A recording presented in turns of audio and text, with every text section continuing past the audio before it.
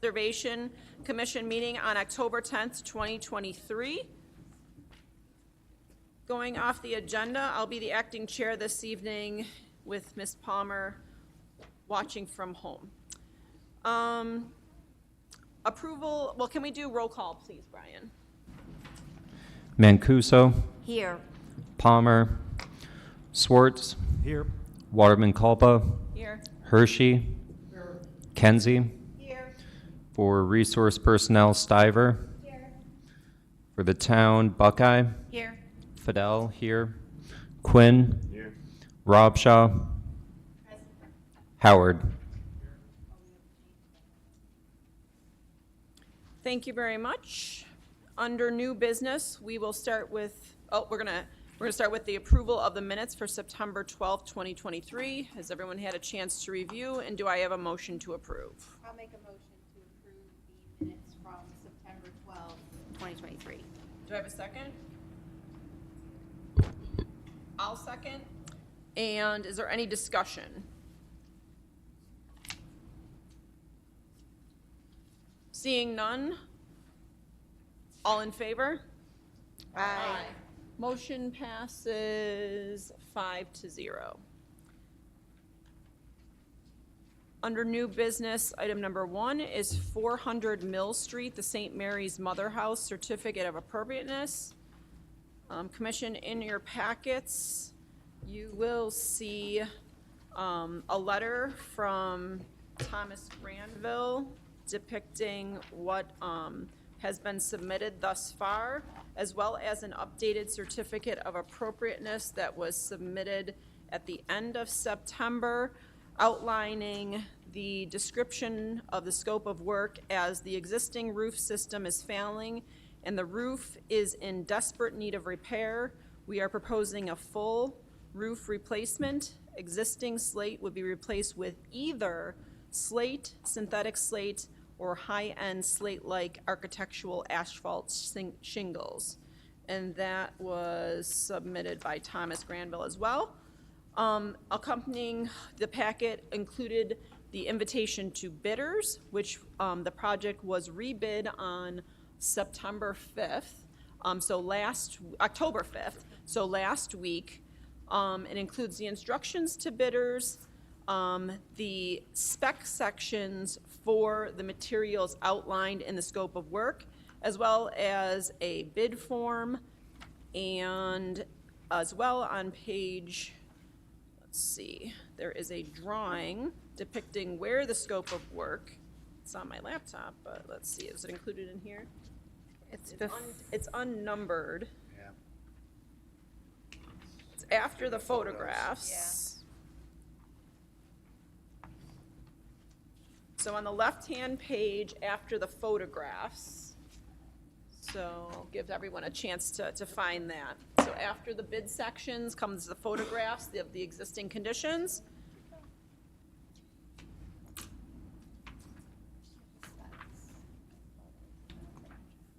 There we go.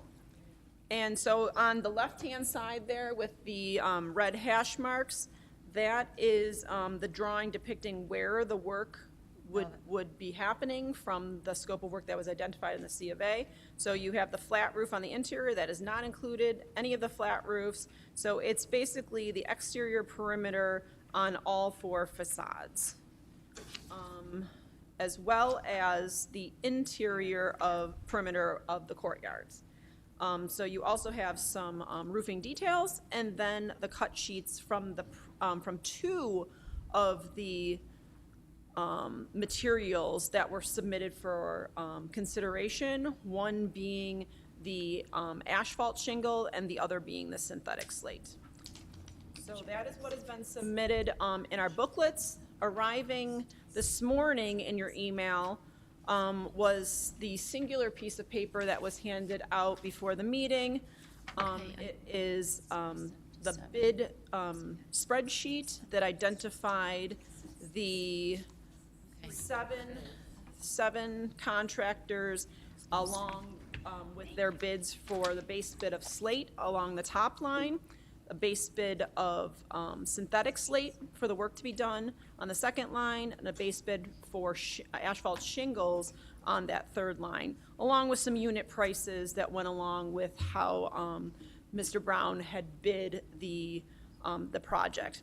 Of note, along the last two lines of the spreadsheet, it includes a completion time frame of how many days after the start date, and the start date is along the bottom of the spreadsheet as well.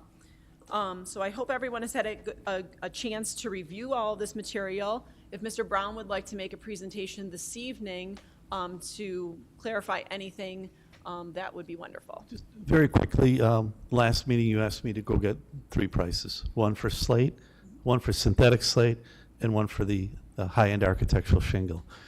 I was tickled pink to get 7 bids back, because when we bid this the first time, we got 3. I mean, so I really beat the bushes, and you could tell the first bidder, they can't even do it till spring. They said all their 2 slate crews are tied up all next year. Can I ask a question? Yes. The start date for contractor A was spring of 2025. Is that an error? Nope. No.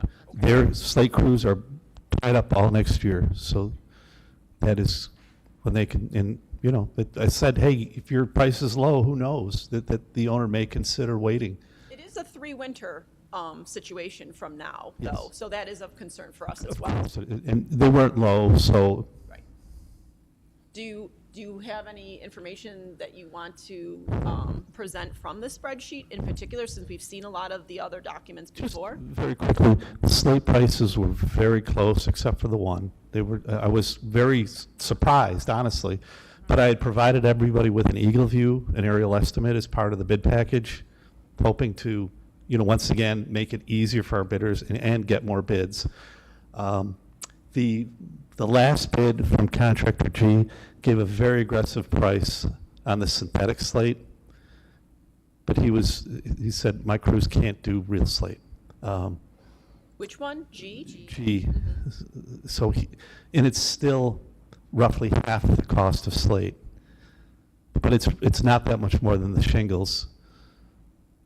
It does, I mean, as an architect who reviews bids, contractor G's pricing overall concerns me, that there will be change orders Yeah. galore because of how different it was from the majority of it, what seemed to be responsible bidders. This is one of the people that bid the first time. This is somebody familiar, they did the mock-up, in fact, that you guys came out and looked at. They're familiar with the site. I think it's a job they want. It's a job they want to put on their resume. Yep. Yes. Is that the contractor we met? Yes. Yeah, okay. There also is, Okay. these prices all contain a $10,000 allowance. There's also a 2,000 square foot allowance for deck repairs, so there is a little bit of slough. And you have to remember, too, that part of the roof has been torn off, as you know, and already sheeted, so there was a little less of an expense there. So our last contract was for about $1.5 million for the architectural shingles. So the price for the architectural shingles isn't that far off from where For we were. one bidder, for contractor one bidder, G. I mean, correct. everyone else, Correct. contractor A, B, C, they came in very close in all categories together. And they gave, well, contractor A and B gave the most information that they could give you how long of a time frame and when they would be starting. Obviously, contractor A, 3 winters is a very big concern. Contractor C couldn't tell you, have they given you any more information post-bid about when they would be starting?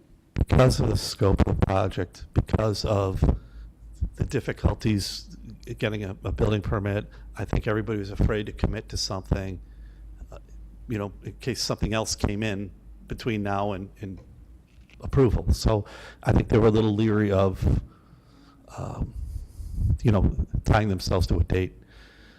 Okay. As far as the numbers go, it's a big job. It's a scary job. It's setting up scaffolding. It's getting things in and out of the courtyard. There's a lot to it. But like I said, contractor G has been there a number of times. I'm confident that they know what they're doing and have thought this out. Well, we don't know who the contractors are. You'd have to submit qualifications for your prospective contractor to be reviewed, so that we can feel comfortable that the Secretary of Interior standards for rehabilitation will be followed as per, you know, our purview, in the code. Absolutely. Okay. So, so we're gonna ask for that, the qualifications for whatever contractor you want to put forward. If you want to put forward multiple contractors for qualifications, just in case, because I know you're probably very anxious as we are to move this process forward. Yes. Feel free to do that. Some of us were pleasantly surprised to see that the bid documents included an S1 slate, and that's what was bid for a 75-year warranty on slate.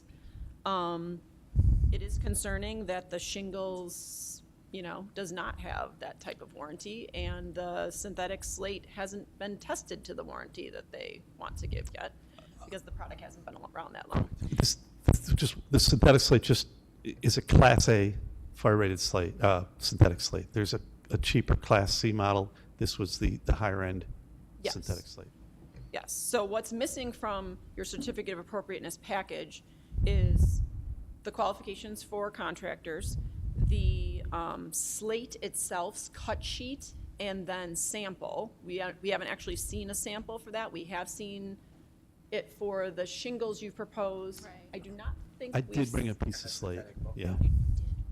from the company that was bid, the North Country? Did you- No, that was just a piece of slate to show people Right. what slate looked like. Right, so moving forward, in order to approve a color, because that's what we would need to approve is specific mixture of colors or color itself, we'd probably need some kind of samples to move forward on that, if that's the product that is approved. We did submit colors for the synthetic slate and the asphalt shingle. Those should be in your package. Are you still proposing synthetic slate as the bid amounts came in roughly the same as the slate itself? The synthetic slate, the low bidder is about half the cost of slate. Right. So you're saying like G, like you're going lowest bid, like that's what you're proposing here, like forget everything else and you're planning on contractor G? Right now, yes. And like I said, they bid on the first time. They're familiar with the site. They've been on the roof a couple times. I mean, But they haven't told you when they're gonna start, when they're gonna finish. They don't even have a unit price. They didn't bid slate at all, which is part of your certificate of appropriateness request. So I guess that's my concern with contractor G. I don't have enough information to move forward with so that. if you notice, contractor E did not bid on the slate or the synthetic slate either. And I kind of gave them that option, like, and if you're not comfortable installing slate, I don't want you to give a price on the slate. Absolutely. Yeah, yeah, Norm here. I can understand a contractor not bidding slate. They're not comfortable with doing that and warrantying the work. They're comfortable with the Grand Manor shingles and the synthetic slate. I do have, on this question here, Gary, on the vendor literature that's provided, so there's EcoStar. Is that synthetic slate? Is that the, EcoStar is the synthetic slate, okay, and then Grand Manor's the is the architectural shingle. shingles? Yes. And Asphalt. are you confident that that's the price you got for the architectural shingles? Because you also put GAF in there, in your bid sheet. Correct. So they're allowed to choose. So it may not even be the product. So are I'm you pretty, definitely moving forward I'm with? pretty confident that they were going to use the CertainTeed product, though I did have the GAF product in the spec as well. But I'm pretty confident they were going to use the CertainTeed product. If you feel confident about that contractor, why doesn't he have a date to start? Because of this process, because of the size of the job, because of the time of the year. They don't want to commit to something until they know this is moving forward. Oh, well, how could we move forward if we don't know when he can start? Well, honestly, I think that's between the owner and, you know, the contractor, the But start date. Isn't this time of the essence that you, Sure. If they're only gonna, if, let's just say in a perfect world, you guys said tonight, go get them.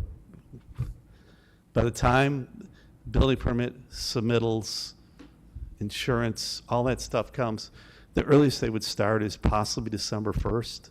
oh, I mean, it's gonna be a month to go through, month and a half to go through all that stuff. Contract, signing, all so that. he could actually start this year? You know, No. the roofer last year did some work in the winter, and, you know, they're calling for an El Nino type winter, so it's one of those things, the way this building is sectioned, like last year, they did that one section in the back. Right. So there is a possibility that if the weather cooperated, that they could work through the winter, or get a start on this in the winter. But I would like to see him say that. Just concerned because you have leaking. You're at the mercy of the weather, though, and they may, I and they may understand. say, we're not gonna start till the spring, we don't wanna open up something like this. Well, we at least would see then that he would start in March of '24. Just a thought. Mary Lou Mancuso. I'm sure I can nail them down a little bit. So, Gary, this is Norm again. So there's a lot of literature at the back end of this handout on the use of a product from Certainty that's been used on historic designated buildings. Is that the Grand Manor? Yes, yeah. Okay. I just don't see the word Grand Manor in this description.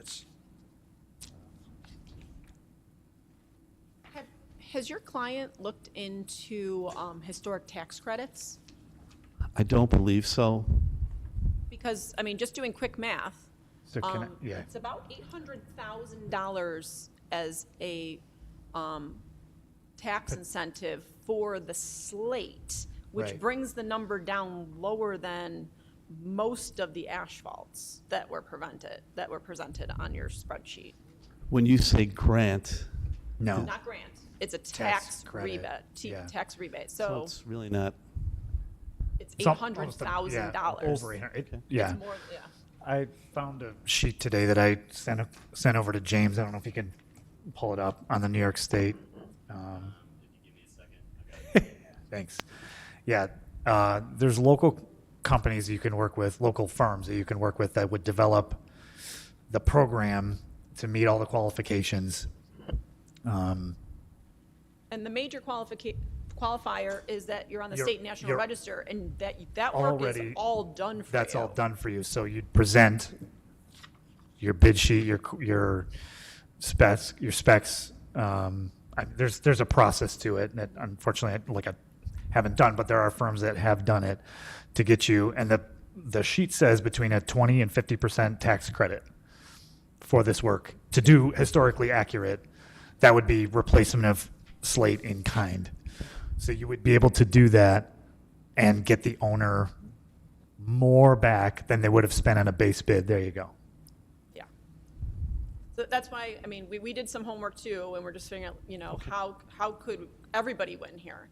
And, you know, the 800,000 minimum At a minimum, yeah, tax that's credit is for 20, state that's, and federal tax credit income rebates. yep, He could be getting back. That doesn't qualify if he's going to do an asphalt replacement or Right. synthetic, I don't think, but the slate would qualify. And a lot of your homework is already done for that, so. okay, if it's worth something looking you'd into, like yeah. to Sure. present to you. 100% worth looking into, yeah. A lot of developers are using this tool to make their projects work. Okay. Yeah. Tax credits, as far as what I'm familiar with, are taken off taxable, or off the amount of tax you owe. Now, if you don't owe any tax, you don't get to cash the credit does you no good in the year that you don't owe any tax, and best you can do is accumulate it and at some point recover it. But, so it would be something for obviously for a tax accountant, for the owner to look at as well, just to evaluate it. Right. And I don't think the company owns the building is a not-for-profit, correct? I don't believe they are. I don't No, believe they they're are. for-profit, I would so. think Yeah, that's right. I mean, most likely they'd have tax and probably pretty hefty on owning parcels, and they own quite a few. Yes. Right. Okay, so we've talked about tax credits, we talked about longevity of the materials. We talked about needing some qualification for bidders and some other things for the slate package. I mean, my concern is the applicant's representative is saying that they would like to go with contractor G, and there is no slate price for contractor G. So what exactly are you proposing? Or is your client proposing? We know it's a full replacement, but for what material are you proposing? So honestly, we were hoping to go with the Grand Manor shingle. But this is a very competitive price on the synthetic slate. And I'm pretty sure that the owner would go for that. If you said, yeah, synthetic slate is fine, we'll go for that, then I think this would move right along.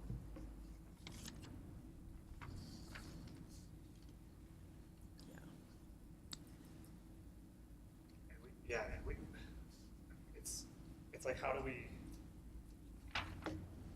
so I'll speak for myself, as someone who was in the position to try to protect the original material as much as possible, according to the Secretary of Interior standards.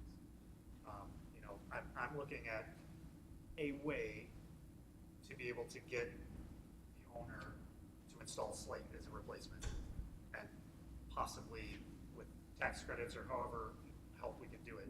That's the route that I would like this to go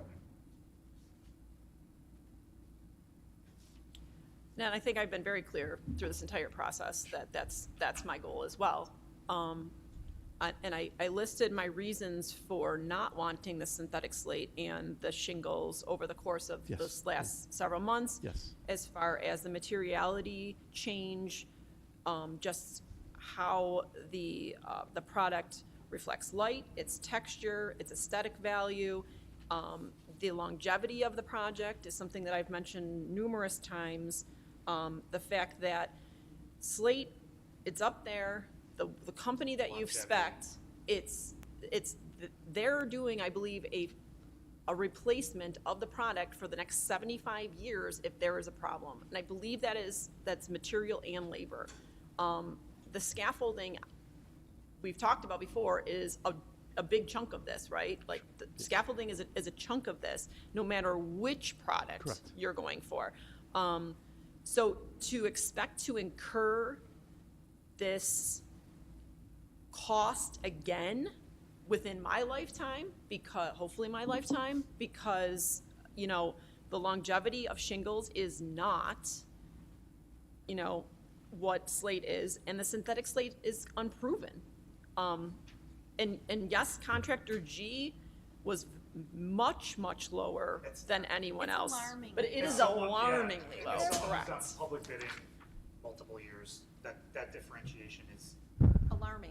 yeah. Yeah, There are more than a million 30+%. under for the asphalt, and even more than a million for a good, I mean, the amount of bids is remarkable. Well, It's like you've got impressive. three bids all within 5% of each other, and then this one's Less than, yeah. 30% less. It's just So really, I will tell you this, bidders A, B, C, and D were all union bidders.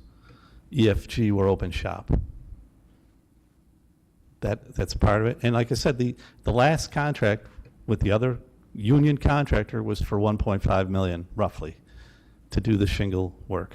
So if you look at that and you look at their price, considering their open shop, it's really not that far out of line. I think the other bidders were a little scared. I mean, it's the kind of job that, you're going to have to think through, you're going to have to devote a lot of resources to. And so at the end of the day, you have to throw a little more frosting on the bid. but contractor F, being open shop, compared to the union A, B, and C, they're not that far off. And Right. they're paying but they're paying less for their hourly rate. But they're not that far off. That's why it's still concerning to me that someone who's experienced in slate, apparently contractor F, can give you these options and be much closer to the union shops than E and G, who didn't want to bid on slate because they're not comfortable on it and won't hold it against them. But it is alarming. I mean, kudos. It's a testament to you and your position in this roofing sector of Western New York and beyond to be able to get 7 bidders for this. Like, Gary, like, Believe me. 4 of them like, are, like we're, 4 of them are in the golden zone, by the Believe way. me. right. Believe me, there was a lot of begging. But you got it. And but this, for us, you know, as at least 3 people up here who review bids like this, you know, for many, many years, you got something very close on many of these bids, and that's impressive. It speaks to your spec Right. and your information that you gave them. And the Eagle View. The Eagle View helped tremendously. That gives the guys the squares, the rake lines, the ridge lines, all that sort of stuff. So that additional information, I think, was a huge help. So, but for us, the word alarming, I think, sums it up for a couple of the bidders. I have to jump back in here, but going back to contractor G, their price difference between the others, it's present on both synthetic slate and the Grand Manor shingle. It gets back to the comment Gary made earlier, familiarity with the job site and how the work can be accomplished is probably a big factor in this bid. So we can't assume that it reflects lesser work quality. And I think that's for the owner to decide. That's a decision on their end.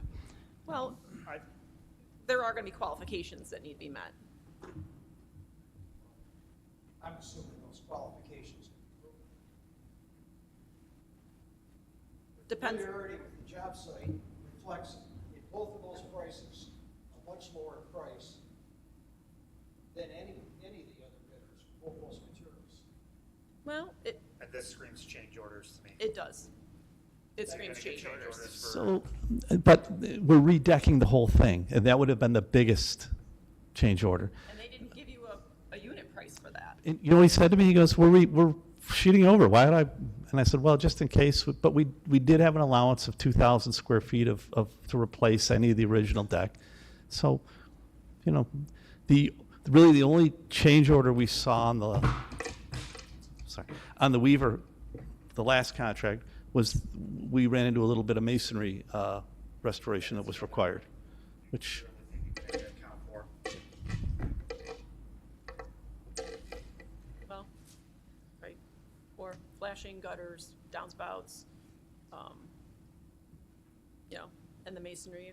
There's some parapets that need to be coping. Yeah.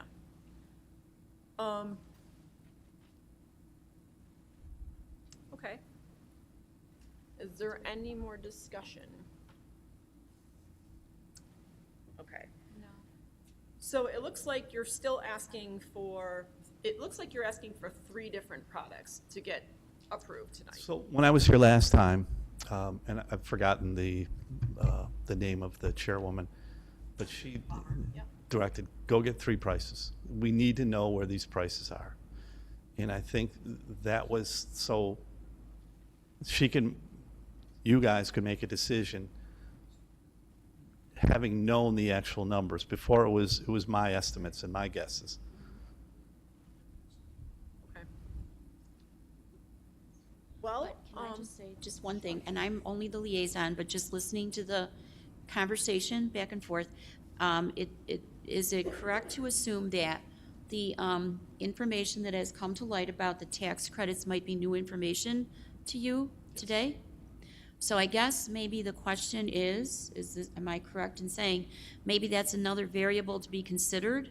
Absolutely. Like maybe walking into this meeting, you had a certain idea of what you intended, But I guess what they're asking you is to consider this new information, because that might make regular slate more affordable when you factor that, that tax credit in. So is that, but I'm not an expert in this, others are. To back that up, the numbers reflect that going for the tax credit would provide additional value to the project. And it would also put the original material, or put a replacement material back in kind.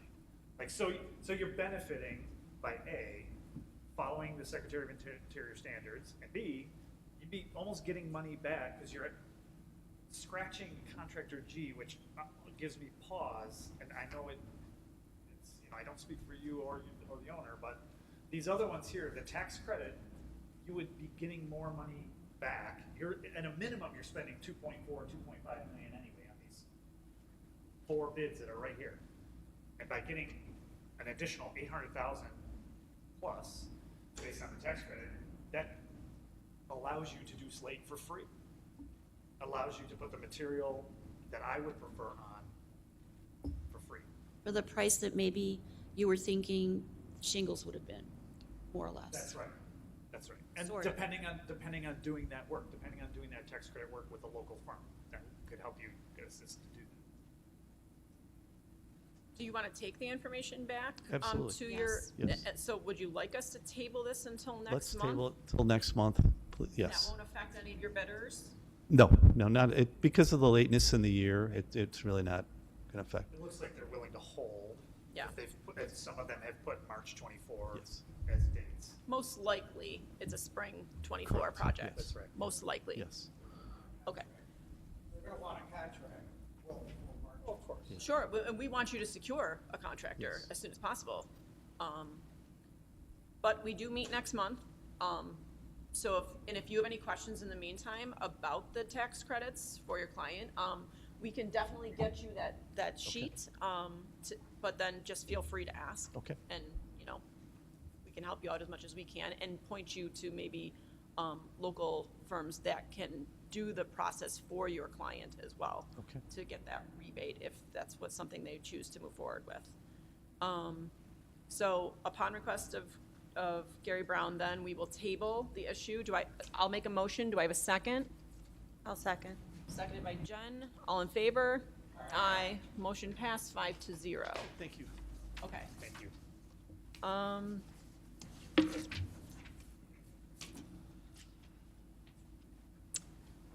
Back to the agenda. Item number 2 under new business, the 2024 commission membership. I did send to Sue Palmer the notice that we placed in the B. I don't know if she's done anything with it, but we found it and we sent it to her. Okay, so it hasn't gone in the B. No, I was looking, I asked her if she had any additional thoughts. Okay. I think I was CC'd on that too, and I did not respond. So I didn't have any additional thoughts. Okay, but I mean, there's still time, but yes, that's at least a boilerplate version of what can be expanded upon or revised. Okay, I will speak to Sue in the next couple of days about the notice, and she will respond to you if she has anything to change. Otherwise, we could probably get that into the B the next cycle. Yes. Right, yeah. I Yes. remember it seemed like it was fine. Yep, Maybe a clarification on names or something that were in there. okay. Then I will talk to Sue about that, and we'll get that rolling before the next meeting. The 2023 annual report, I was able to talk to Sue this afternoon about that. She is working on it. She's also in contact with Ben from Preservation Buffalo Niagara because he's writing up a synopsis for our CLG grant that we're finishing up now that the roundtables have concluded, as far as PBN's work with us for Preservation Day and the roundtables, which were part of our work scope as well for the year. So she wants to include that information in the 2023 annual report. So she was hoping to have that information before our November meeting from Ben, so that that could be voted on next month. Okay, under old business, 22 Chateau landmark designation. So this commission put forth a nomination to the town board, and I believe the information that we received from the town attorney was that the town board will not be holding a public hearing for this until the litigation that is pending for this project or a project has concluded. So as far as I understand, that's at a standstill. On old business number 5, 22 Chateau Terrace, the garage demolition referral. Again, this parcel is part of litigation, so no permits can be given for demolition or building while that litigation is pending. So therefore, this board will hold on that item as well, and it will remain on the agenda. Item number 6, under old business, Chateau Terrace, local district nomination. So at the last meeting, I had Brian volunteer to work with me on compiling. Did I have anyone else that had volunteered for that one? To compile information, to take the two nominations that this board received and meld them together and start identifying where the holes are. So that is in working group format right now. And so there's no report. Old business number 7, local landmark plaques for the Harlem Road School and Main Street entrances. Did you want to give a presentation on that? Sure. So because you went to the site and did a lot of work for us on that? Sure. So James and I went out. You can see from the pictures attached, it looks like the top row and then half the second row are for Harlem Road School. Yeah, which one do you want to start with? Just go with picture number 1. Yeah. It's actually in inverse order. That's okay. That's the last picture we took. So there's a nice stone, like scaled very properly right above the cornerstone of the building. That may be the right spot for the plaque. My question was, what's that? That pin. Yeah. It's probably an old marker for the Board of Education. So similarly, the Buffalo schools all had bronze plaques with the city seal on them that were pinned in right next to the cornerstones. And I would imagine it's the time period that there was probably some sort of district marker for Amherst that's now missing. So that was one option. And then the other option is I would not recommend that option on the brick. I would more recommend it. It gets lost. I would more recommend it in the coining of the sandstone next to the door surround. The option of putting it into What's mortar. the elevation of that first pole? You're standing on ground. Yeah, that's correct. Yep. And if you go, yeah, right, Jane. Where's the cornerstone in relation to the entrance there, So at that corner? no, it's the width of the auditorium away from the front door. So the main entrance is about halfway on the building. And street view. Yeah, street view. Street view of that, that would be great. Yeah, I can't get it like in relation to. Yeah, it's far away. Like, do we want to display it prominently near the door so everyone sees it when you go in, or do you want to see? So there you go. If you just right there. Yep. That's all right. Yep. It's always the other way. So the cornerstone's way right there. Yep. Oh. And there's the- you and were you can see where the standing door is. obviously up there. Right. And then Not where just is a that little? pillar that you also, was that an option too? No, That's that was the for street next one. furniture, Okay. yeah. Yeah. Okay. Yep. Which I almost thought they were the same. So if you go to the second one in the row So from the where left, inside, like, all the way. Next one. Nope. Up. That's the one. I thought that was kind of the best spot, very prominently displayed right by the door. Front door. What building is this? Harlem Road.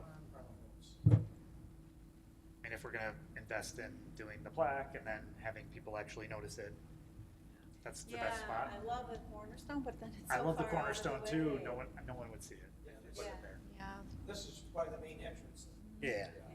Which you won't see it unless you're going there, but A lot of people do use the front entrance. Yeah. is that, yeah. Parents pick up on the side, I think, because we were there during No, like both. some parent pickup, but yeah. It was in use when we were there. Yeah, the people using the building were going in and out of the front doors. So. Yeah, I like this location. Yeah, me too. You guys like it too? Or is it a different, location you'd prefer? Well, it's either this or the cornerstone. Yeah. but Yeah.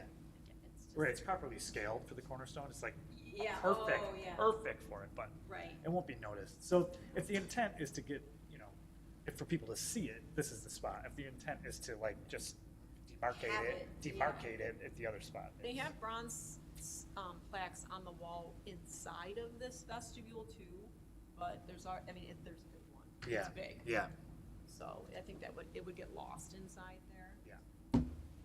So, yeah. All right. Why don't we go with this location then? That Okay. one.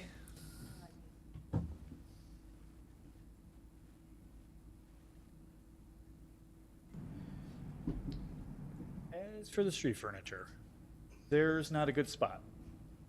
It's all rusticated stone, so it'd be very difficult to mount it. There'd be gaps. Well, you'd want to put it into the mortar, ideally, but people would be, I think, grabbing at it because it's eye level.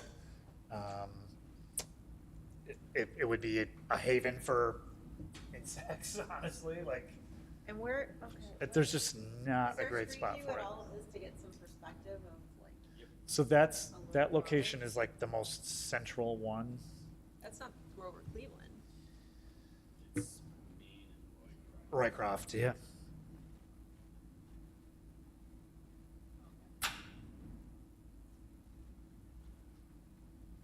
and you were in the middle one there In the then? middle one, yeah. So it's the most central, and although like passersby, I guess, as they're walking in that crosswalk, but as we were there, we witnessed people like rushing to get through there because of the amount of traffic.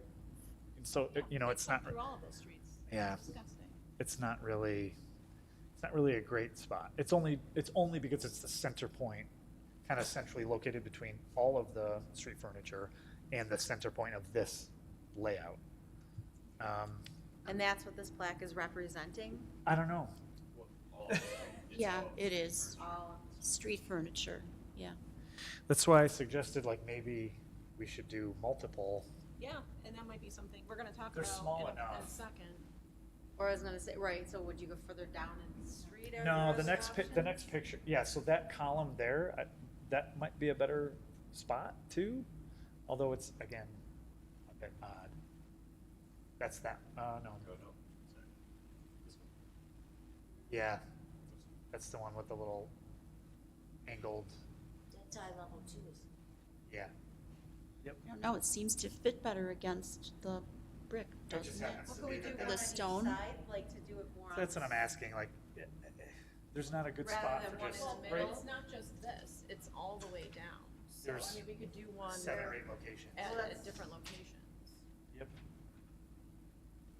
Maybe not literate, but. Yeah. What about on one of the houses that, no, there's no Stone. place. So that's stone and then the top was wood though, right? Copper roof. It's copper roof, but then what, wasn't it Oh, the between wood. the? There's not enough material to. Okay. You wouldn't be able to. The material would break. You'd lose some of the wood. There's not enough to screw it to. There's just not a really prominent spot where it makes sense to just put something like this. You'd almost have to do like one per set, I guess, but if we could find someplace to put this one that's appropriate, we could change the design of it to be like a pole-mounted sign. That would be, I mean, it may be of use, but there are like down, James, what was that one down farther toward the church? There was like missing finials on top of the capstones. Like if you I did want like to a, say Darm, but I'm not sure. yeah, I'm not sure That either. day's starting to blend together a bit. Yeah. We went farther But west. And, okay, no, not that one. It's on the north side. No, go the other way. Go west. oh, the other way? Yep, Oh, wait. Yep. Towards. the church, right there. Oh, no, keep going. Yep. Oh, wow. Yeah, there we go, there. That's quite a lot. So there was, yeah, Westfield, there was some missing finials on those capstones. And I was like, oh, you know, that may be an opportunity to Oh. make some sort of design or something. If we're willing to potentially make a different sign and change the design, I'm thinking of has anyone seen the Pomeroy Foundation signs that those are all pole mounted, but they're nice metal plaques. And I was looking, so Williamsville, we have the same exact plaques.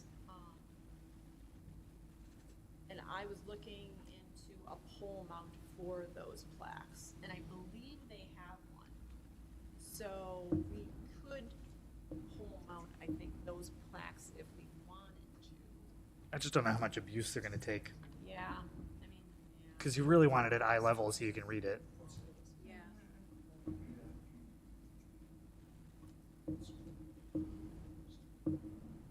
But that was a far cry from Westfield and down to Roycroft, no? That was the distance. That's a long way. Like, Yeah, they're We should think far. about doing multiple plaques, but we should make sure they're the right plaque. right. Yeah. What about that wall at the, was it Hedstrom Gatehouse? That wasn't any better? That's, That's Hedst- owned by Damon, is that? yeah, is that that's owned by what it is? Damon. We didn't look at that one. No, we didn't go to every location. I mean, what about Lamarck? Isn't there street furniture on Lamarck? Yep. Would that be a possible It's the same location? rusticated stone that Same- it doesn't sit same evenly against it, material. yeah. Yep. And then there's no place at Grover Cleveland with the new entrance there? there's different, If there's nothing There's a different vertical, material, that's- but it's. Can we it's do in- something with like angle, with some kind of bracketing that would go into, and then just have the black, you know what I mean? Yeah, if you do offsets, but then people are grabbing at it, or, I don't know. Well, I mean, what if we did something like you were to put on top, like, here's Yeah. the stone. And we were to make a mount where we could mount Yeah. it, you know, Yep. like at an angle. Yeah, the capstones. On the capstone? The capstones would be better, but again, like, if you're thinking of the central location, most of them have light fixtures on them. And some have missing finials that, I wouldn't sure wanna what they- attach these to the light fixtures. no. Those light fixtures aren't original, they look bad, actually. And the other thing the other element that's part of the street furniture are those historic Roycroft signs and stuff. Some have them, some don't. Yep. Yeah. All right, so maybe we should hold on mounting that one. Yeah, the other one, no brainer. Seems like we need. Deb, did you given it any more thought as to, how we could present that to the town board, when and where we should do that? I mean, I didn't talk to anybody, but I was thinking about it. And, you know, what if you would just bring it to a town board meeting? I mean, those are, recorded. And, then everyone could see what it is and just say, or maybe have a picture of, where you will mount it. And that everybody sort of knows by the front door. And, I don't think that would be a bad way to do it, to let everybody know at a meeting. Okay. So then we just really need to kind of hone in on the locations for the furniture ones. You think there would be a way to make like a pole sign that comes off and then something hangs off of it, so the plaque like hangs? Oh, I think kids will steal that. You think so? If it hangs off a pole? Oh, They'll steal it. yeah, okay. They'll steal it. Okay, well, we'll keep working on that second location, and I will tell Sue that you've recommended, town board meeting, and then we will set that up before the end of the year. We do have money in the budget for 2 more plaques for this year, and we should vote on it, per Sue's schedule, in next month in November. I know that a lot of people did a lot of homework and went around to identify local landmarks that currently exist to see if they would be opportunities to provide plaques there if the owner was amenable to it. Does anybody have anything to officially report at this meeting from their research that they've done?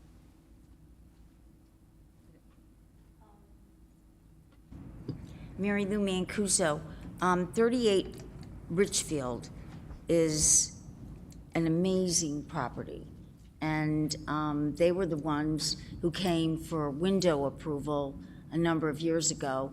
And it was right, it must have been in 2019, because we mentioned to them possibly having a tour, and they were very amenable to it. And again, the homeowner was there and was very amenable to it. They do not have a plaque, Okay. and it's a gorgeous site. That Not was only for the Richfield? house, but the gardens. And they've been really great to work with over the years.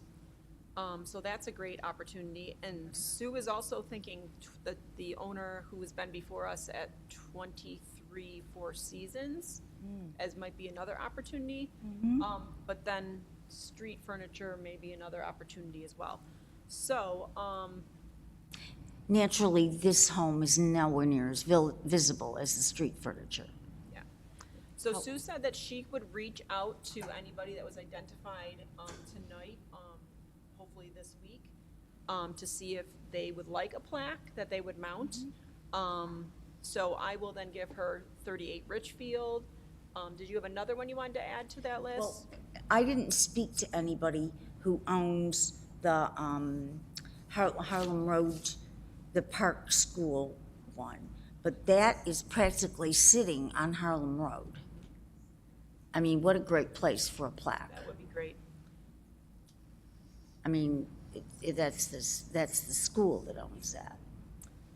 Would this commission like to see, so we've identified 4 possibilities, Four Seasons, Richfield, more street furniture plaques, and the Park School property as potential. Does anybody want to Maybe elevate? somebody else had one, I don't know. And I always think St. Mary's should be on the list, but, Yeah, yes, St. Mary's, 400 Mill Street.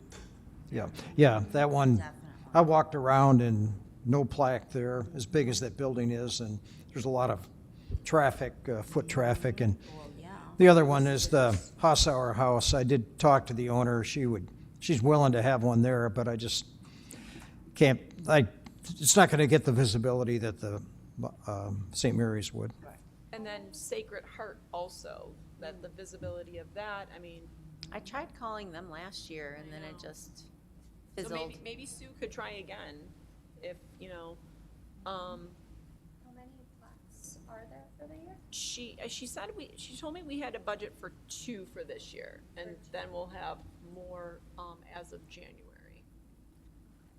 So if it's something that we do on a yearly basis, is there maybe some benefit to thinking about a ratio of public to private ownership for the plaques?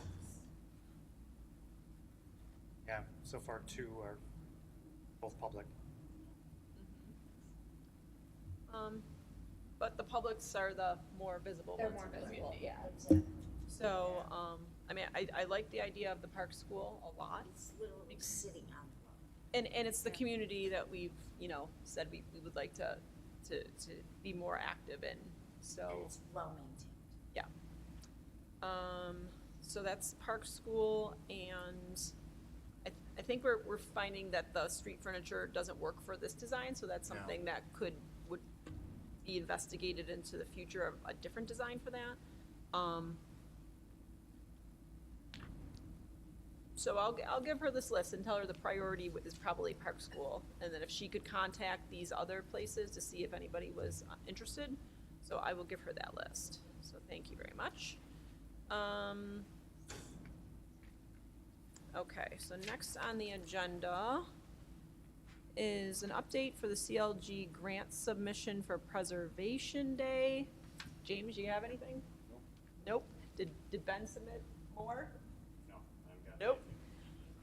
Okay, so we have no update for that. It should be in its closeout phase. Thank you for those that were able to attend the roundtable number 4. I think we had 7 different HPCs represented that night. So it was a good evening. The presentation seemed short and sweet, and then there was a lot of discussion amongst the HPCs with the presenter in a dialogue, so that was great. Number 9, proposal for revision of the historic preservation law for the town. This item can come off of our agenda. As far as I know, legal is going to be setting up a public hearing for the town board for that item? Exactly. Okay, It's final review stages in my office. great, thank you, Nora. So that item can come off our agenda, that's now in legal's hands. And finally, number 10, the education plan, website plan presentations. Does anyone have anything to report? I was not given an item, something to report on that, that's a Sue thing. So, okay, No updates. well, does anyone have any other miscellaneous information to discuss this evening? Okay, seeing, no, I was just, did we have, I know in the past Sue's mentioned about budgets and whatnot. I think we already submitted our budget request for next year. We did that several months ago. Oh, okay. So it was about in line with what we had from this year, I think, with a little bit of, maybe a little bit of no, same amount. Same as Okay. last year. And is it already earmarked? Well, Preservation Day takes up a little bit of that money, if this commission so chooses to continue on with that, but I think we've seen growth with the program, and it's our main education outreach tool. And we've been doing plaques and membership to provide training in the Right. past, so it's something maybe we could talk about in November and December or maybe January, because the board has some vacant spots, as, you know, if the spots are filled, on what kind of training the board wishes to pursue for the following year. Yeah. I was just curious because what's the NAPC? Yes. And just to see if we could continue with the organizational or how we're going to try to do that. Yes. And We are it's not a lot. We are still owed one Preservation Buffalo Niagara training, and they have hired somebody to fill Christiana's role somewhat, I understand. So if there's a topic that you'd like to see, I owe them a phone call to start facilitating that. We can wait until January at least, or February if there's new members, so they can take advantage of that training, I think, as well. But it is a holdover because they've asked us to wait until they filled that role. So send me and Sue any kind of topics that you'd like to cover in the new year for training that you feel that we're lacking so far. Okay, any other discussion, miscellaneous topics? Okay, well then I will make a motion to adjourn at 7:59 PM. Do I have a second? Mary Lou Mancuso, I second. Thank you, all in favor? Aye. Motion passed 5-0. Thank you very much, everyone.